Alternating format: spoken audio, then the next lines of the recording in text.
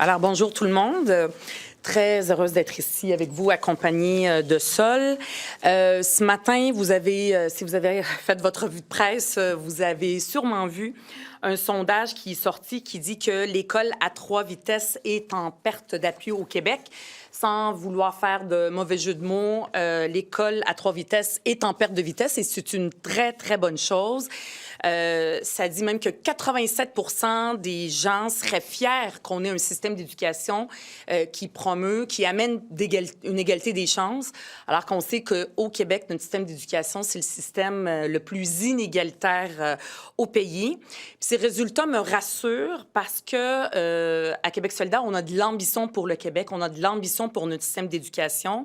On veut un Québec où les parents qui ont des plus petits salaires n'ont pas à annoncer à leur fille, par exemple, qu'elle ne peut pas aller jouer au volleyball parce qu'ils n'ont pas l'argent pour payer pour ça, contrairement à tous ses amis.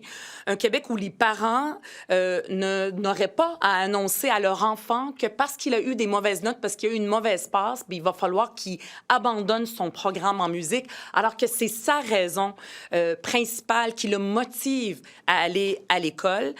Je sais pas pour vous, mais moi, ça me brise le cœur de voir ce système inégalitaire au Québec où des enfants, parce qu'ils viennent de milieux défavorisés, ne puissent pas aller dans des programmes qu'ils aiment, ne puissent pas avoir une éducation de qualité.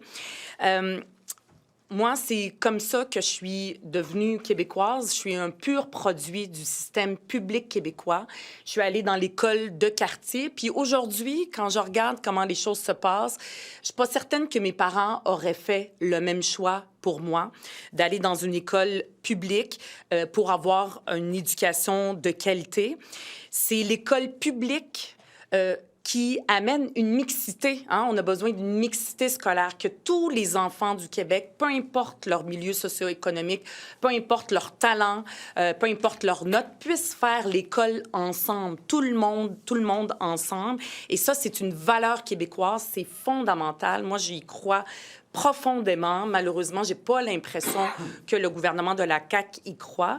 Et c'est d'ailleurs pour ça, parce que c'est une priorité pour moi, pour Québec solidaire, un système d'éducation égalitaire, que j'ai collaboré avec le mouvement citoyen École ensemble depuis des mois pour déposer un projet de loi pour améliorer grandement le système d'éducation au Québec. Je vais le déposer demain. Il est déjà au feuilleton, avant la période de questions. Puis j'espère sincèrement que le premier ministre François Legault et le ministre de l'Éducation vont avoir le courage de se rallier aux Québécois et Québécoises qui, eux et elles aussi, veulent un système d'éducation égalitaire pour le Québec. Merci, Ruba. Merci tout le monde. Alors, quand Ruba m'a dit « Sol, tu vas prendre le dossier éducation », c'était parce que il faut qu'on amène dans le système d'éducation au Québec des idées qui sont révolutionnaires, des idées qui vont faire des changements majeurs, qui vont un peu accomplir aussi le changement qui a été porté par la commission parents, qui a mené, par exemple, à la création des cégeps. Quand on dit on va faire étudier les élèves du Québec ensemble, c'est une des particularités au Québec, cet attachement à l'égalité des chances, cette répulsion contre la ségrégation scolaire qui est devenue de pire en pire, puis qui, comme le montre le sondage, insatisfait de plus en plus de Québécoises et de Québécois. Alors moi, je suis vraiment fier qu'on va faire, de pouvoir venir porter ce projet-là avec Ruba. La CAQ dit que l'éducation, c'est une priorité, mais en même temps, elle opère des coupures qui n'ont pas de bon sens, puis dont vont en plus... qui vont pénaliser encore plus les étudiants et les élèves au Québec qui sont les plus démunis. Alors moi, je pense que c'est vraiment une excellente chose et c'est un pas vers l'égalité des chances qui est une valeur québécoise extrêmement profonde qui a été malmenée dans les dernières décennies, qu'on a laissé s'effriter puis à laquelle il faut revenir en force. Trouvez-vous que Mark Carney a un discours aussi centralisateur que Justin Trudeau? Mark Carney, s'il centralisateur, ben c'est le Parti libéral. Ben, c'est le Parti libéral du Canada qui ont, comme d'autres partis aussi au Parlement d'Ottawa, qui sont centralisateurs. Nous, au Québec, on a besoin de faire nos propres choix, nous-mêmes ici, puis qui, selon nos intérêts à nous, et non pas... c'est sûr qu'au fédéral, ils vont toujours faire, que ce soit Mark Carney, Justin Trudeau ou d'autres, ceux qui sont aussi dans la course au Parti libéral, il va toujours avoir cette centralisation qui fait partie de l'ADN de plusieurs gouvernements. Est-ce que vous mettez Pierre Poilievre dans le même groupe? Bien, Pierre Poilievre nous dit que lui, il n'est pas centralisateur puis qu'il respecte l'égalité, mais après ça, pas l'égalité, mais la liberté de chacune des provinces de choisir sur certains enjeux. C'est ce qu'ils disent tout le temps pendant qu'ils sont en élection. Après ça, quand ça va être le temps de faire des arbitrages, de faire des choix, je ne suis pas certaine que n'importe qui au niveau fédéral va faire les choix qui seraient les meilleurs pour les Québécois. C'est pour ça qu'au Québec, on a besoin de nous-mêmes faire nos propres décisions. Comme ça, on n'aura personne d'autre à blâmer que nous-mêmes. On n'aura pas à blâmer ni Pierre Poilievre s'il devient premier ministre, ni Mark Carney si c'est lui qui devient premier ministre, ou n'importe qui d'autre. C'est à nous de faire nos propres choix. Ce que je comprends, ça veut dire que Mark Carney... Nous, à Québec solidaire, on ne s'engage pas sur les élections au niveau fédéral. On ne dira pas aux Québécois et Québécoises pour qui voter. Moi, personnellement, je l'ai déjà dit, j'annule mon vote au fédéral parce que j'y crois pas. Donc, Mark Carney, c'est la continuité de Justin Trudeau. C'est ce que je comprends. Mais c'est parce que c'est ce que vous dites. Je veux dire, ça fait partie de l'ADN de ce parti-là, d'autres partis aussi au fédéral qui décident de... On ne veut pas qu'il y ait un gouvernement fédéral qui décide pour le Québec. C'est ça la position de Québec solidaire, peu importe qui. Sur sa clique, est-ce que vous pensez effectivement qu'il y aurait dû avoir plus de tests? Est-ce qu'on n'a pas vu les voyants rouges qui pourtant étaient clairs dans les rapports? Est-ce que vraiment, vous considérez aussi que c'est un fiasco de ce côté-là? Sa clique, c'est un fiasco. Les experts nous le disent. Il aurait fallu attendre, il aurait fallu faire les choses comme il faut. Et ça a pénalisé les Québécois et les Québécoises. Et on ne peut pas dire que c'est à cause des fonctionnaires. Il faut aussi que les ministres acceptent qu'ils ont une responsabilité ministérielle, que ce soit, par exemple, M. Éric Kerr. Moi, j'attends avec impatience le rapport de la vérificatrice générale qui va aller là-dessus. Puis ça va être important que le gouvernement de la CAQ et ses ministres assument les erreurs qui ont été faites et qu'ils ne mettent pas ça sur le dos des fonctionnaires, peu importe qui ils sont. Comment l'assumer? Qu'est-ce que vous attendez? Il pourrait s'excuser, dire voici ce que ça a donné comme conséquence. On se rappelle des files d'attente devant la SAAQ. C'est à cause d'incompétence, à cause de mauvaises décisions qui ont été prises par le ministère. Puis après ça, on ne peut pas dire que c'est juste à cause des fonctionnaires. S'il y a des problèmes, il faut que les ministres aussi l'assument, qu'ils s'excusent aux Québécois, puis qu'ils mettent en place les recommandations au lieu de tout le temps pelleter, s'en laver les mains, puis dire que c'est toujours la faute aux autres. C'est souvent le modus operandi de la CAQ sur tous les sujets. Sa clique ne fait pas exception. Le REM, Mme Guilbeault a convoqué à peu près tout le monde, CDPQ, Infra, Alstom. Trouvez-vous que ça va bien, vous, en tant que député de Montréal, le REM? Non. Dès le lancement, malheureusement, du REM, ça a été pénible. Il y a toujours des arrêts. En fait, moi, ce que je me demande, c'est est-ce que la CAQ peut des fois faire quelque chose en matière de transport en commun puis que ça fonctionne? La ministre Geneviève Guilbeault, la ministre de la Voirie, elle aime bien ça, les routes, mais quand il s'agit d'avoir de transport en commun, ça ne marche pas. Et il y a aussi tout le modèle du REM. Moi, je me pose la question si on a voulu, puis c'était pas juste la CAQ, c'était aussi le gouvernement précédent, le gouvernement libéral, qui trouvait que c'était une bonne idée que la CDPQ, donc la CDPQ Infra, fasse des projets de transport en commun. Puis là, aujourd'hui, on voit ce que ça donne. Il faudrait se poser des questions. Est-ce qu'il faut qu'une organisation dont l'objectif, c'est de faire fructifier le bas de laine des Québécois qui doit s'occuper de transport en commun, alors que le transport en commun est un service public? Ça permet aux gens de se déplacer. C'est un service essentiel. Et en ce moment-là, je pense beaucoup aux gens qui sont obligés de prendre leur voiture au lieu de prendre le transport en commun. C'est beaucoup, beaucoup d'argent public qui, malheureusement, Il neige en Norvège, il neige au Québec. Ça n'a pas de bon augure pour le tramway, non? Il y a un préjugé défavorable de la part de la CAQ par rapport au transport en commun. Et ils veulent faire d'autres projets. Ils veulent faire d'autres projets avec la CDPQ Infra. Moi, je me pose la question si c'est la bonne façon de faire quand on regarde la situation actuelle pour le REM. Non, mais il y a plein de Québécois qui se posent la question. Pas seulement la CAQ, là. Je veux dire, il y a plein de Québécois qui se posent la question par rapport au tramway quand il va tomber 30 cm de neige au Québec, là. On est capable au Québec de faire des projets qui fonctionnent. Là, maintenant, on a des problèmes avec le métro de Montréal parce qu'on n'investit pas assez d'argent pour le réparer, pour faire l'entretien, parce qu'on fait des coupures, et les gouvernements précédents et le gouvernement actuel, je le répète, a un préjugé défavorable pour le transport en commun. Il n'investit pas assez. Mais on est capable, nous, de construire et de faire des projets qui fonctionnent à moins 40 degrés, à 40 centimètres de neige, on est capable de le faire et en ce moment, on ne le démontre pas parce que les gouvernements n'ont pas la volonté de faire des projets qui fonctionnent. Là, il va falloir se poser la question, est-ce qu'il faudrait qu'on donne ça à la CDPQ Infra? C'est bien beau, la ministre Guilbeault s'agite puis dit qu'elle convoque tout le monde. Ce que les Québécois veulent, ce que les Montréalais, ce que les gens de Québec aussi veulent, c'est des transports en commun qui fonctionnent pour laisser leur voiture de côté. Mais pour ça, il faut qu'il y ait des projets de transports en commun qui soient efficaces, qui soient abordables, qui soient confortables. Et c'est pas le cas parce que le gouvernement a un projet défavorable. Le gouvernement Legault va bientôt déposer son budget, généralement c'est en mars. Bon, on sait déjà que vous, avec la crise actuelle, avec la guerre tarifaire, là, le retour à l'équilibre budgétaire peut attendre. C'est ce qu'on avait compris en début de session parlementaire. Mais j'aimerais savoir, pour Québec solidaire, est-ce que vous avez l'intention, vous, de déposer éventuellement un plan de retour à l'équilibre? Est-ce qu'il faut augmenter les revenus de l'État? Est-ce qu'il faut couper dans des services ou des transferts? Puis est-ce que vous allez avoir une plateforme claire là-dessus là, avant les élections? Avec les tarifs de Trump, on risque de tomber en récession. Là, la priorité pour Québec solidaire, et ça devrait être la priorité pour le gouvernement de la CAQ, c'est de ne pas faire perdre la job de gens qui travaillent dans nos services publics.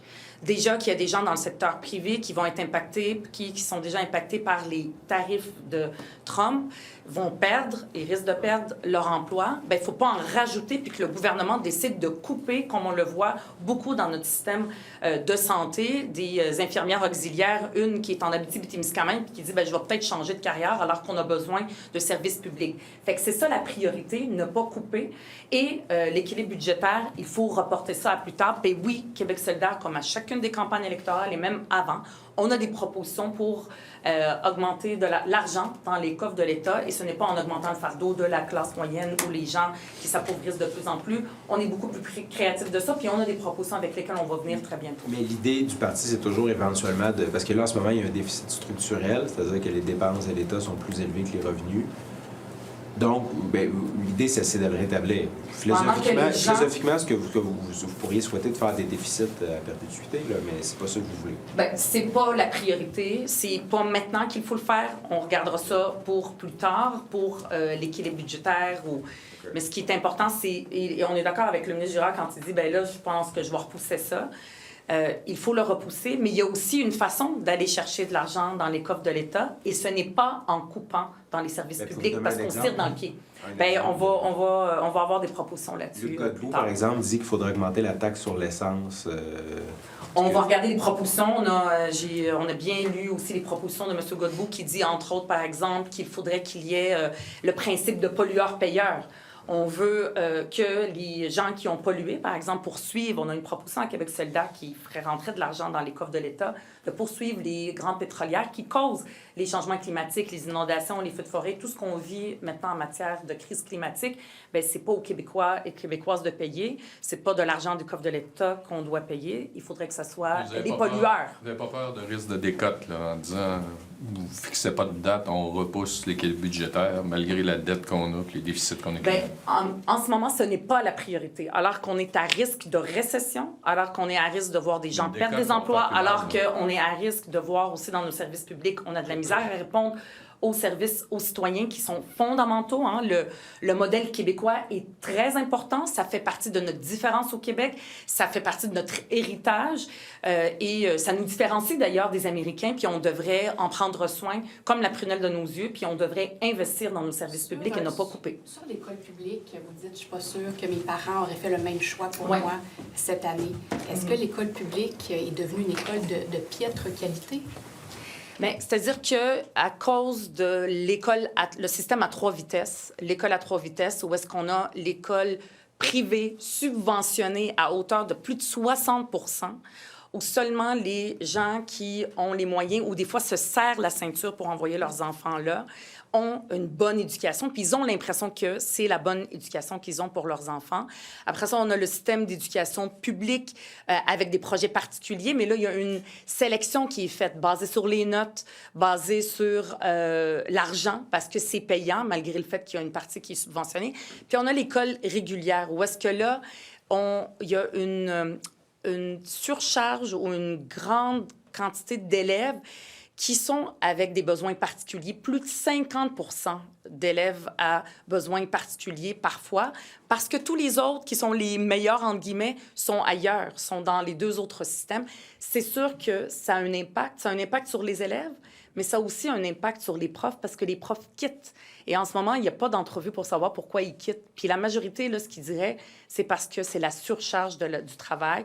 Oui, on a augmenté nos salaires avec les conventions collectives, mais notre condition de travail est très, très difficile et ils quittent et ça a un impact sur les élèves. Et ça, c'est une urgence nationale. Si j'étais à la place de M. Drainville, au lieu de me mettre la tête dans le sable et de dire non, il n'y a pas de problème d'école à 3 vitesses, c'est une idée imaginaire, mais il devrait écouter les Québécois qui disent qu'ils veulent être fiers et avoir une éducation qui promeut l'égalité des chances, ce qui n'est pas le cas en ce moment. Mais Mme Gaza, la question, c'est est-ce qu'en ce moment, l'école publique, selon vous, est de même qualité que ce qu'on voit dans le privé? Il y a eu une dégradation de l'école publique avec les classes régulières. Parce qu'il y a l'école publique. On a plusieurs écoles. Hein. On sépare les élèves, on les ségrègue. Mais parlons des classes régulières. Les classes régulières, c'est sûr qu'il y a un impact de la qualité qui a baissé. Les profs eux-mêmes le disent. Ils en ont plein les bras. Des fois, ils ont de la difficulté à s'occuper d'élèves qui sont corrects, qui sont bons, parce qu'ils en ont trop, qui ont des projets, des besoins particuliers. Et pendant ce temps-là, bien, on n'embauche pas des professionnels. Des fois, le ministre nous dit qu'il ne coupe pas, mais c'est parce qu'il ne remplace pas les professionnels qui s'occupent des élèves à besoins particuliers. C'est une façon de couper. Le gouvernement coupe dans l'éducation et ça a un impact sur les services aux élèves, absolument. Et c'est fondamental que le ministre agisse. J'ai hâte de voir sa réponse demain à mon projet de loi. Est-ce que les parents devraient tenter d'éviter les classes régulières? C'est de mauvaise qualité. Est-ce que vous invitez les parents à essayer de trouver d'autres moyens pour éviter... En ce moment, dans les milieux surtout urbains, parce qu'il y a des endroits où il y a juste une école, c'est l'école publique, et les gens envoient leurs enfants à l'école publique. Et là, il y a une mixité. Hein, il y a une mixité des élèves qui proviennent de toutes sortes de milieux socio-économiques. Et ça, c'est bon. Les experts nous le disent depuis très longtemps. Les études le démontrent. C'est bon, cette mixité-là. Dans d'autres endroits, à Montréal, à Québec, dans des villes, bien là, les parents font des pieds et des mains pour envoyer leurs enfants dans d'autres écoles que la classe régulière. Et moi, ça me fait mal de voir ça. Ça me peine énormément. Puis je le vois dans mon ancienne école de quartier à Laval, en banlieue de Montréal. Je le vois que les parents, ils aimeraient ça, envoyer leurs enfants à l'école publique. Mais le système, comment il est fait, les pousse à les envoyer dans l'école privée. Jamais vous allez m'entendre ou vous allez entendre Québec solidaire blâmer les parents. Les parents font le mieux pour leurs enfants. C'est le système qui est à blâmer. Before asking you questions on the REM, can I ask you, Mr. Zanetti, questions on SACLIC? Since you are the critic for QS on the protection of personal information, the fact that there was this report from experts saying that the preparation of la SAQ was not, they were ill prepared. What does that tell you about the protection of personal information and this importance, this responsibility of the CAQ government? I think it's a really important issue, and that the Minister of Cybersecurity, Eric Kerr, didn't achieve to make us feel safe about our personal data until now. And I know he's working on really big project for the numeric identity, national numeric identity, but I think that he has to do he has to make us feel safe.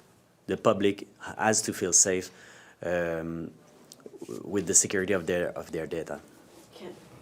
Good. On the REM, the fact that there are so many problems this winter, what does that tell you about the CDPQ infra and its the possibility that it will take on the tramway in Quebec City? Yeah. Well, I'm asking that question. Is it the good thing to give public transportation projects to CDPQ Infra? Their objective is to make money with the projects, not to offer public service, which is very important. So it's important for the CAC that they for the future project, for example, here in Tramway of Quebec, to ask themselves this question: is it a good thing to give to CDPQ Infra this project? And today, yes, it's good that Madame Guilbeault is having this meeting, but what's important for the Montrealers is to have services. Now they are obliged to take their car instead of the REM because it's not working. The CAC, they prefer subways and they prefer, comment on dit des routes? Roads. The CAC prefer roads and subways instead of public transportation. And this is the result that we're seeing now. What more could Madame Guilbeault be doing, though, when it comes to public transportation? Do you think she could have done anything differently when it comes to the REM specifically? Well, now for the REM, it's already constructed, so it's important, like it's too late to do something. It's important to make sure that the service will continue and will be given to people.